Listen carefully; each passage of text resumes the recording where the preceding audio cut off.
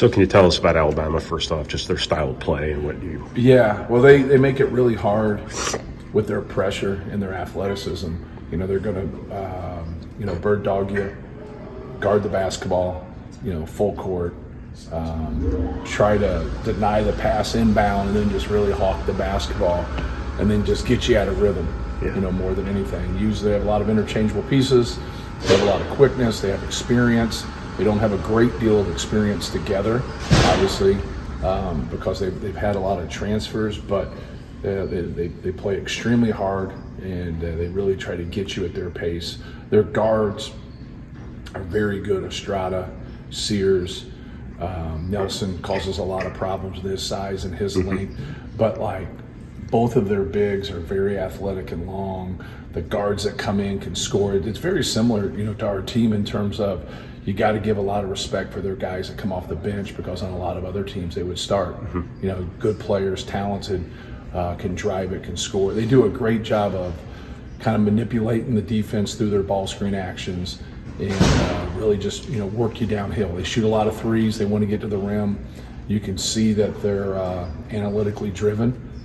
Trying to get to the free throw line, which they do, trying to get their layups and trying to get their threes. Can you put your finger on a few things your team has really done well against pressure? Well, at times we've done a really good job of taking care of it. Well, that's what I mean. Yeah, anytime we take care of it, no matter what the other team has done, we've had success. Just trying to limit our turnovers and get quality shots each time down. A lot of different things that come with that. Is it your passes out of the post? Is it your passes off the dribble? Is it, careless catches? Are you getting violations? Are you getting offensive fouls? And so, a lot of times people take turnovers as one thing, when in reality it could be anywhere from 4 to 8 different things. And so, trying to just put those in those boxes and just improve on it and just keep working on it. It never... I always say that about rebounding and taking care of the basketball. You never 100% get that puzzle complete. It just never is even when you have success with it or a string of games where you're successful at it, you always have to work on those 2 items. Lance has been a game changer, it seems like, having that secondary ball handler who can accelerate past people. Yeah, he's really helped us from a defensive standpoint, with his quickness and guarding people and also giving us another ball handler. Andy's done a great job, especially in transition of knocking down shots. He's really done a good job of, taking those. And for him, I think he gets to a feel sometimes to when he shoots shots, and he shouldn't do that. Organically let the game come to you.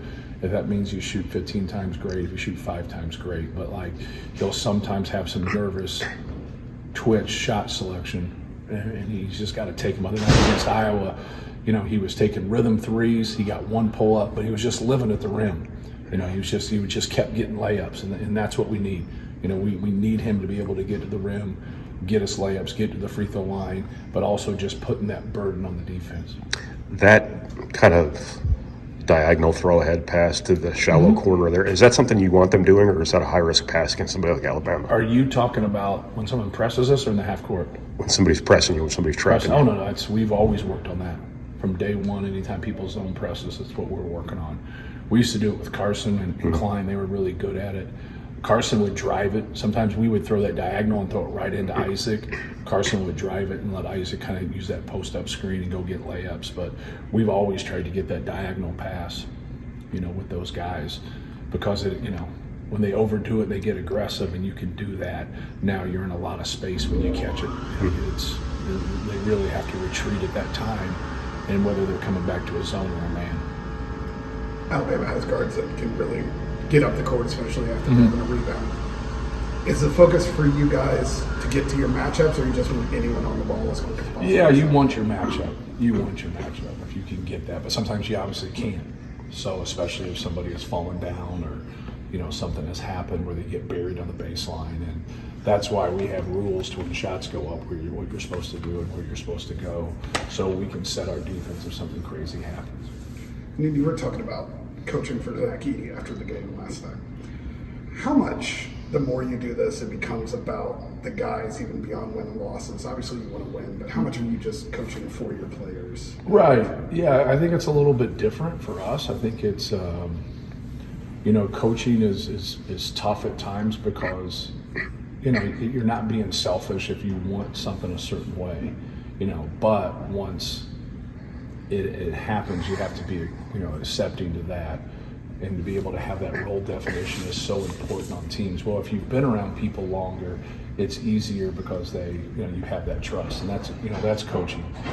Coaching is telling them the truth and then treating them the right way. And sometimes, I don't think coaches sometimes understand that. But if you say certain things to get them in recruiting and you get them under false pretenses, it's hard for them to trust you. And so, even at times when they don't agree with you, if you just tell them the truth, they're going to respect that in the long run. So I think that's an important piece, to understand. Have you always felt comfortable with that, or is that something that you kind of get better with? No, it's you don't want to hit a guy between the eyes, especially in front of other people, that's going to lose their confidence. You just don't want that, because you know how you felt as a player. You can't ever forget about how you felt. So but if you don't say it, you're doing them an injustice. So you got to be able to say it, but you also got to be diplomatic about it. They got to know that you're on their side. And then sometimes they're just simply not going to feel that way if they don't play as much, they don't shoot as much, or they don't play at all. They're just not going to feel that way.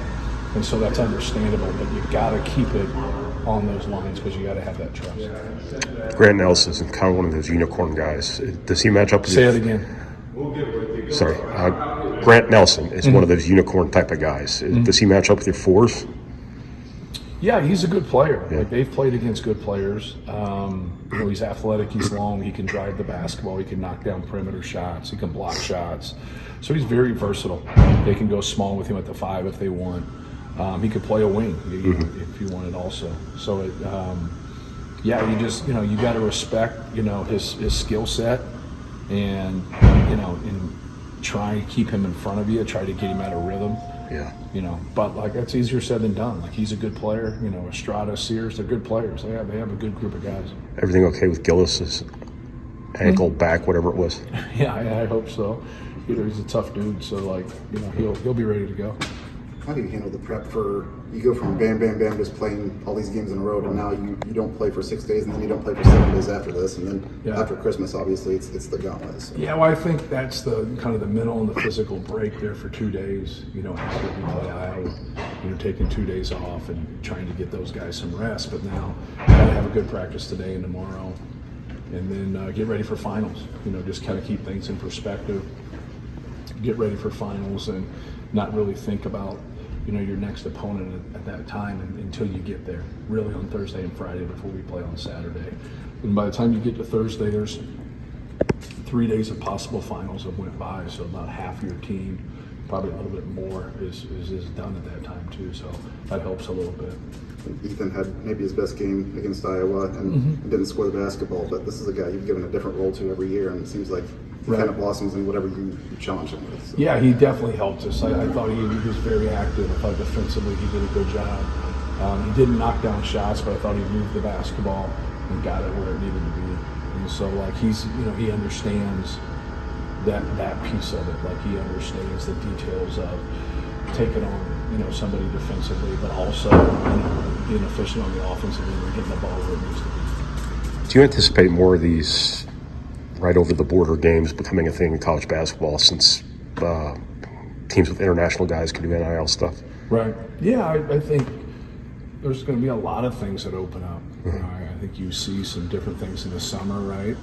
We've played in the World University games in the summer. I think you see different, MTs jumping out. We're going to a different one next year in San Diego. So just, they've always been there, but I think people are just starting to, think more outside the box and trying to do things to, to play quality opponents and also play them in kind of venues that you think is going to kind of match up to your Big Ten tournament or match up to the NCAA tournament. With Ethan and Kevin, you have a lot of length that you can bring off the bench to guard the ball. How does that kind of just manifest in a game? they throw a different look at it. Right. I think for us on a front court, we can do a lot of different things. And I think with Ethan, he's the guy who's played small ball forward with, and he's also played the point, and he's been able to defend both of those. And I remember starting him in the second half of the Rutgers game a couple years ago, and Harper had a really good first half. And he came in and was able to do that, and then we subbed him in the same year to go to the Sweet 16, and we beat Texas, and he guarded Marcus Carr. And so I think that versatility, not just to play the position, but to be able to guard the position, I think really helps. And then Caleb's done a really good job in ball screen defense and being active and just being around the basketball and giving that effort with his athleticism. How has this is going to sound like a stupid question, but you've known Zach a long time now. How has being Canadian shaped him? Well, I think, he had that, I don't know if it was stubbornness or what it was to be the world's largest, or I should say tallest pitcher. He wasn't in a lot. The world was telling him you should play basketball, and the world was right.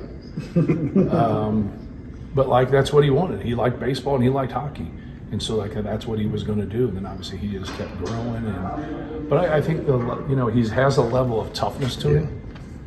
And from a competitive standpoint, it kind of depends on each game. Kind of getting his engine going. He starts off a game and gets going, and that doesn't necessarily mean scoring the basketball.